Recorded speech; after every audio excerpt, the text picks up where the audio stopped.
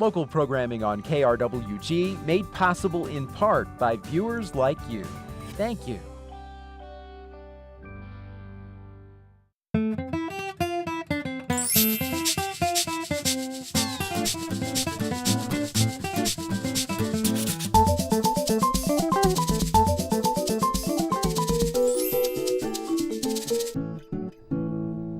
So for the last several weeks, I've been boasting to everyone I've had the opportunity to boast to that our own community has been honored in a pretty big way by naming the two National Hispanic Institute's College Students of the Year for the year 2011 out of our very own community. Last time I was able to join all of you at Fronteras, we had Arthur Soto Vasquez joining us all the way from his current university, St. Edward's University, but he hailed from El Paso, from Eastwood High School, and he was able to talk a little bit with us about his honor, the distinction that he has been given by the National Hispanic Institute. And I also left it a little open for all of you, saying there's another individual that has been honored by the National Hispanic Institute. 2 awards go out every year by the National Hispanic Institute, and both of those awards came from our very own community. And joining us here today, I have the second College Student of the Year from the National Hispanic Institute. I have joining me Paola Payan Hernandez from the University of Texas at El Paso, who's also a graduate of Coronado High School. Coronado High School.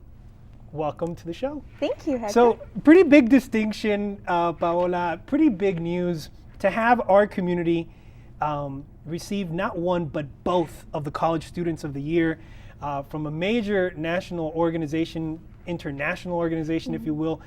It selects students from over 7 different countries.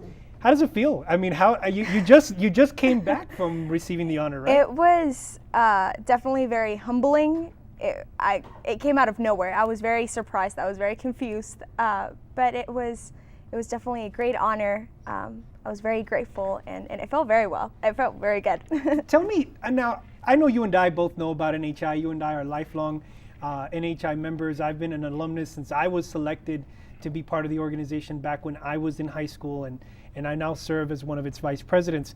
But tell me a little bit, Paola, about your own journey. How were you selected? Tell me a little bit about what this means. A lot of people watching the show are going to say, so what is the National Hispanic Institute, and what does it mean to be College Student of the Year?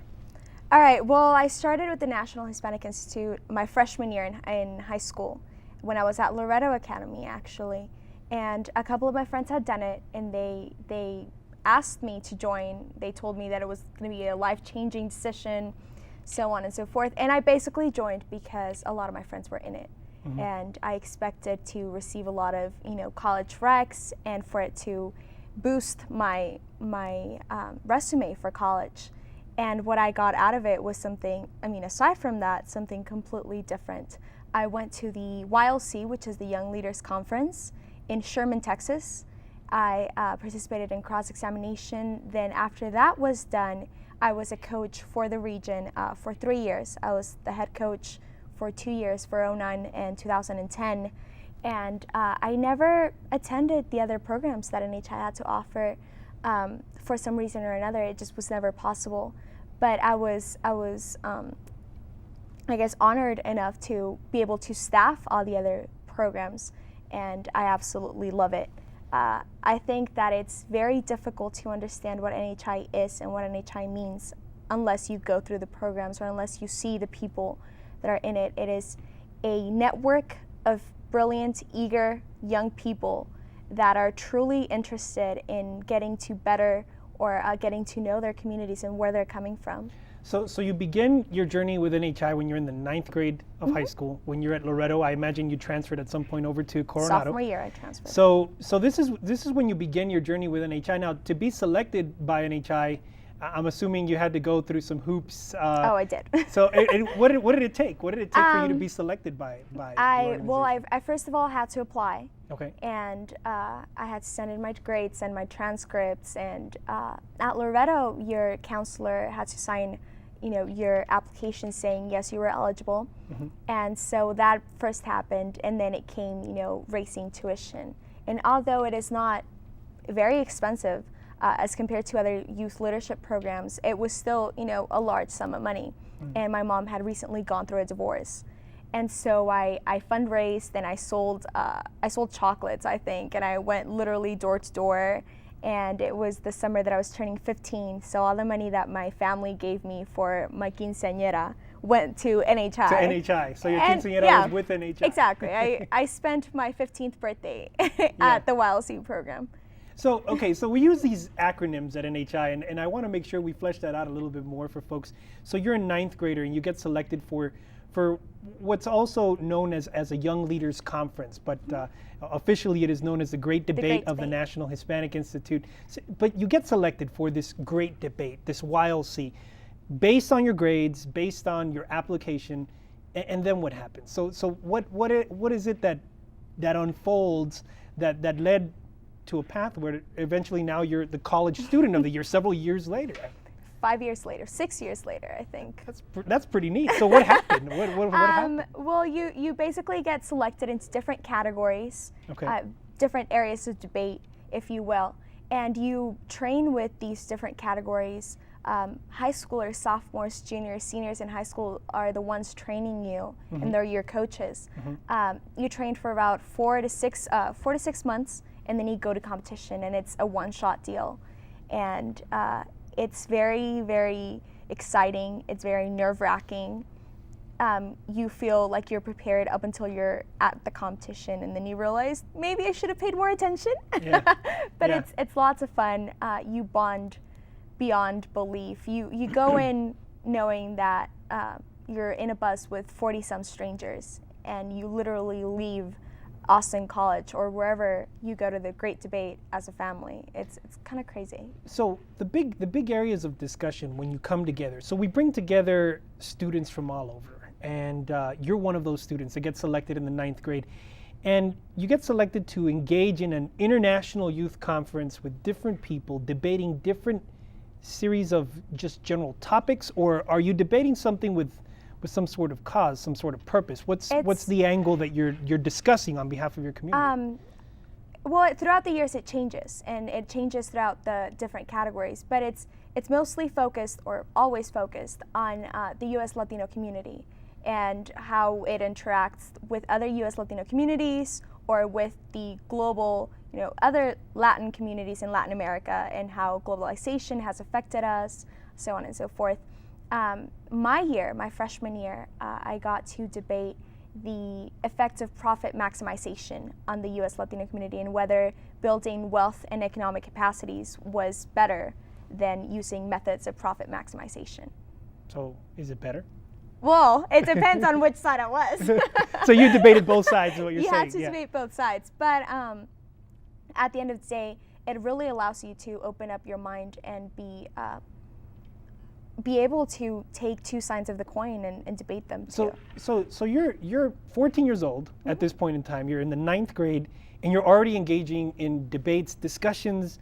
I imagine quite intense discussions that are about things like profit maximization and how that affects your community and stuff like that. You're talking economics at the 14-year level. Exactly, and it was crazy. Because I would ask, we'd be in class, and of course once you're in NHI mode, it's really hard to get out. So we'd be in class and we'd be racing all these questions about, what is building the wealth and economic capacities of a community? What does that mean? How does that contrast with profit maximization? How does profit maximization benefit a community? And our professors or our teachers would not know how to answer the questions, because they weren't used to 14-year-olds asking him these sort of topics, or asking to talk about those sort of topics. It was challenging, but it was definitely fun. So you come back years, the following years, and you engage in staffing, helping the other generations begin their own process that had been selected. And what was that experience like for you? I mean, you obviously are recognized as a College Student of the Year, not only for your participation within NHI, but obviously for a lot of the work that you've done with students.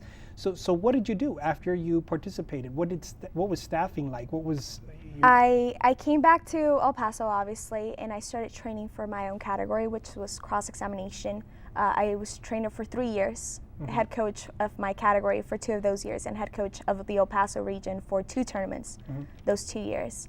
I worked with over 200 freshmen in high school from all over El Paso. And people laugh at me. I always call my babies. Yeah, I laugh at you too. You laugh at me We were all talking the about it time. off air too. Yes. I call them my babies. I never gave birth to any of them, but they're my little brothers and sisters, and I adore each and every one of them to death. You really get to know what it takes, or what a person needs to do in order to become engaged. And it's really hard to get 14 and 15-year-olds interested in profit maximization or globalization.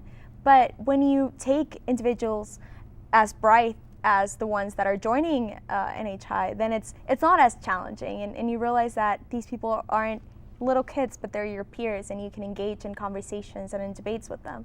So what happens after the program? So do these conversations continue? You're alluding to the friendships continuing. You develop a family of sorts. You're calling them your kids. What happens after that? I mean, where do you go from there? Does this conversation continue? Now you have a group of eager young minds. You describe them as eager young minds.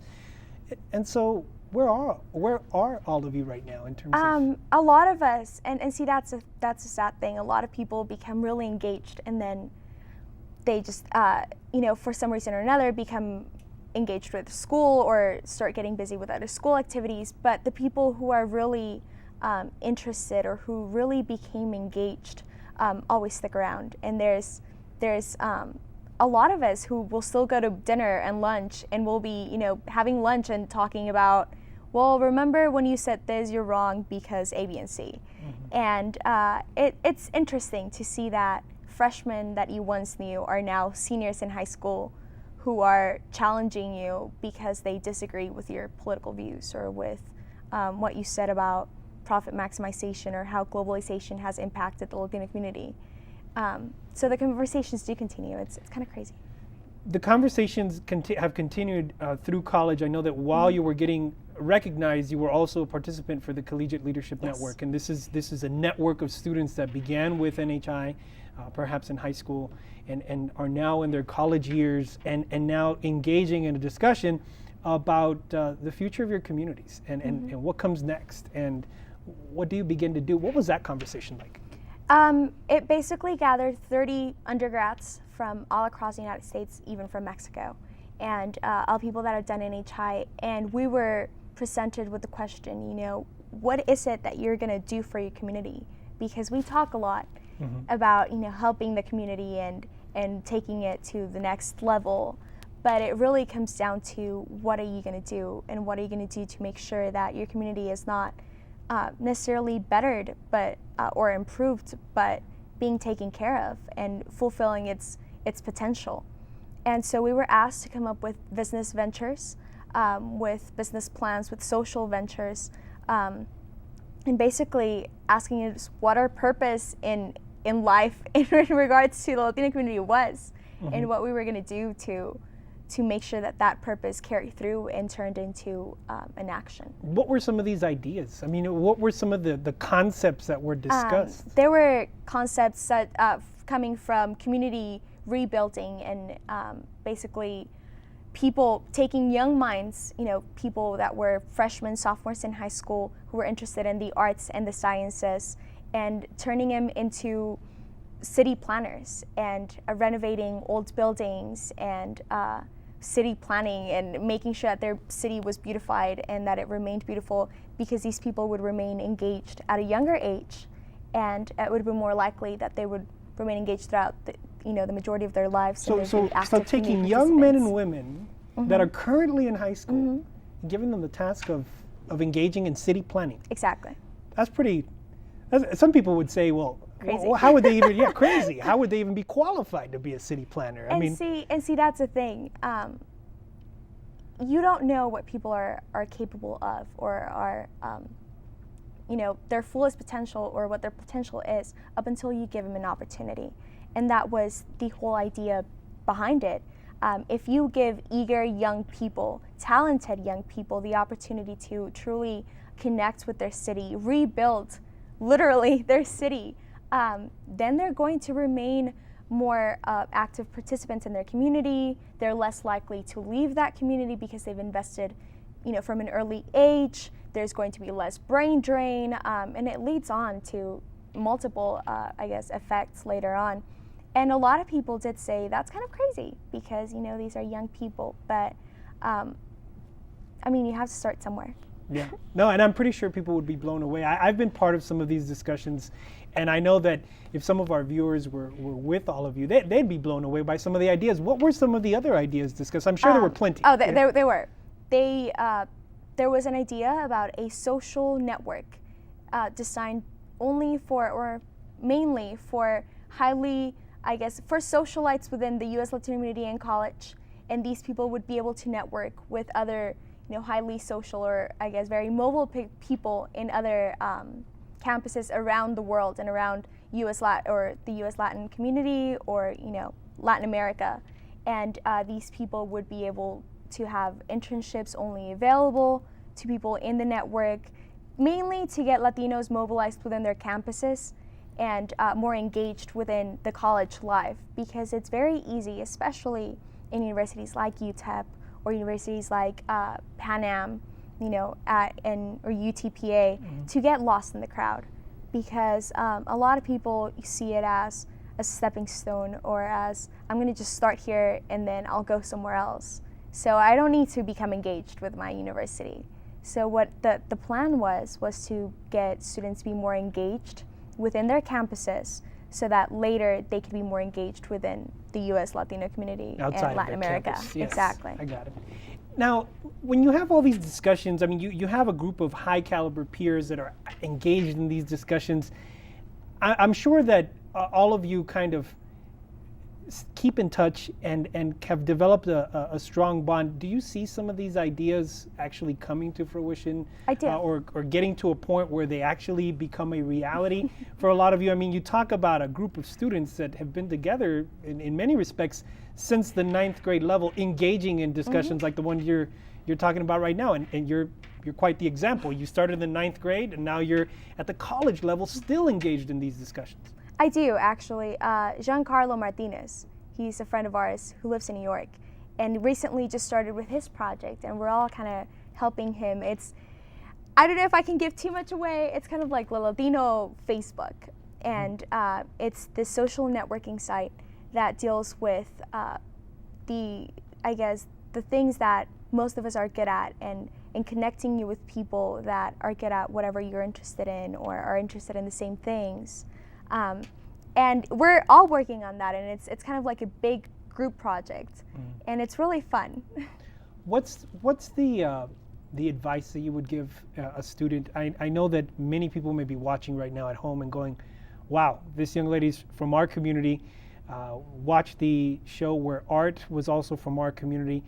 I asked Art, who was the other college student of the year, recognized from our own community at an international level, just like you were, this same question. What advice do you have to students that may be in the 9th grade level or maybe at the 12th grade level looking to college?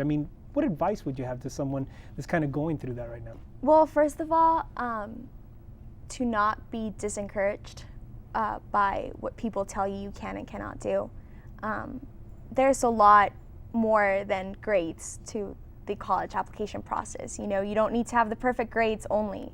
It's about being engaged and what have you done with your time, because aside from being in high school, all morning, what else do you do, and who have you helped, and who knows your name, and how have you made sure that your name is out there for people to recognize that you are a valuable asset to not only your high school campus but your community. Also to apply to ask for as many letters of recommendation as they possibly can, to apply to whatever colleges they want to. There's always fee waivers. Yeah. Get the fee waivers. To not be disencouraged. It really is sad to see that a lot of people don't apply to college or to one specific college because they don't think they can get in or because they don't think they're good enough. I know that you made a big decision when it came to going to college. You actually were presented with some opportunities in Ireland. Yes. And some opportunities throughout the U.S. And you ended up deciding in staying at home. Yes. And staying at the University of Texas at El Paso. How did you come to that decision? I'm sure it was a pretty big one. It was pretty monumental. I was going to go to the University of Limerick in Ireland. I had applied, I'd gotten in, I'd even looked at where I was going to live. I was looking for roommates already. And I went through an NHI program at the Big Bend Great Debate, and I staffed it. And I realized what I really cared about and what my priorities were, and that I don't like leaving my family. And I have an 8-year-old or 9-year-old sister, and if I had gone, I would have come back to her being, 13. She would have been a teenager. And I care more about my family, and it's definitely more of a priority to me than being in a different continent.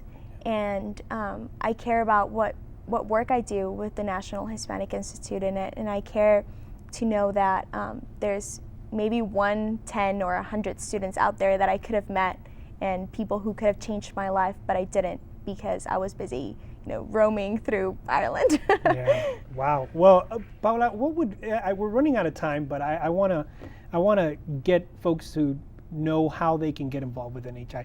What would be the quickest way for people to get involved with the Institute? How could they get in touch with the organization? Okay. Well, there's always the website, and it's www.nhi-net.org. Okay. And you can visit, apply. Also, there's various people within each and every campus that have gone through an NHI program. You and I do presentations at the high schools. Mm-hmm. We're going to Radford on Friday, and Melissa Zambrano too. And so, we're constantly asking high schools to go visit and talk to their top students. You can log into the website, look for us on Facebook. I mean. Yeah. So what's next? I mean, you're currently in college. I think you're a junior in college. You've already received a pretty big international distinction. What's next for you? Next step, well, obviously finishing my undergrad degree. I want to work for the Institute at some point. Actually work for them, not only volunteer. I want to go on and get my graduate degree in anthropological linguistics and see what I can do out there, because there's a lot of real people out there and real issues that you're blinded from when you're in college because you're living the college life. Yeah. So basically putting everything I've learned into practice. Well, Paola, all I got to say is quite an amazing story, and we're all very proud of you. And the fact that not one but both of the College Students of the Year came from the community is quite something, and we're very proud. Folks, every year the National Hispanic Institute selects the top 3,000 students from over 7 different countries, and we select those students, and I say we because I am a member of the organization. We will select the students on the basis of their academic standing, how good their grades are, their recommendation from their school, and if they're selected, they will get to go off to a major college campus over the summer where they will represent their community on an international level, and they'll engage in discussions about the future of their communities, much like the story that you've heard here from Paola. It's quite an amazing experience, and one that we definitely want to make sure that families throughout our area have access to.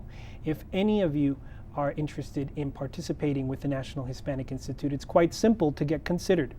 All you have to do, like Paola mentioned, is go on to our website, which is www.nhi-net.org, and just hit the apply button. Go through the application process, and it will take approximately 3 weeks for you to go through that whole admissions process, and at some point you'd get that decision in the mail, much like you would for college. And if you are selected, folks, the majority of the costs are mobilized for you by the National Hispanic Institute and the over 100 colleges and universities affiliated with the organization.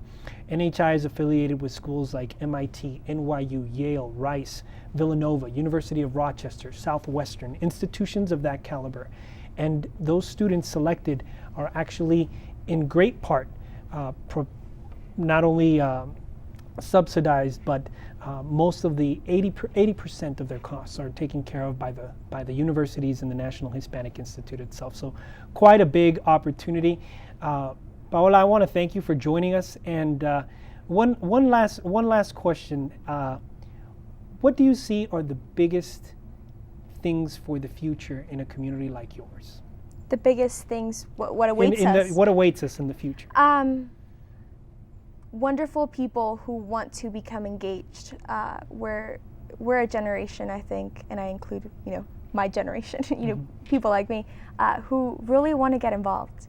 And so great things are going to come. A very asset-minded, I guess, ideology is about to take up the city by storm.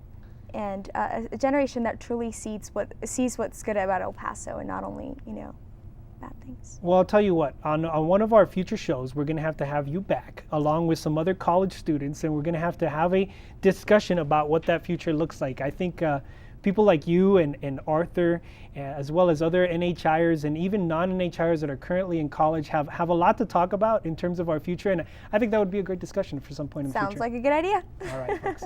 Well, I want to thank all of you for joining us at Fronteras. Again, we appreciate all of you joining us every evening. If you do want to get involved with the National Hispanic Institute, all you have to do is go to the website, www.nhi-net.org, and any student that is currently in high school through college can apply to be part of the organization. Thank you for joining us. Until next time, I'm Hector H. Lopez.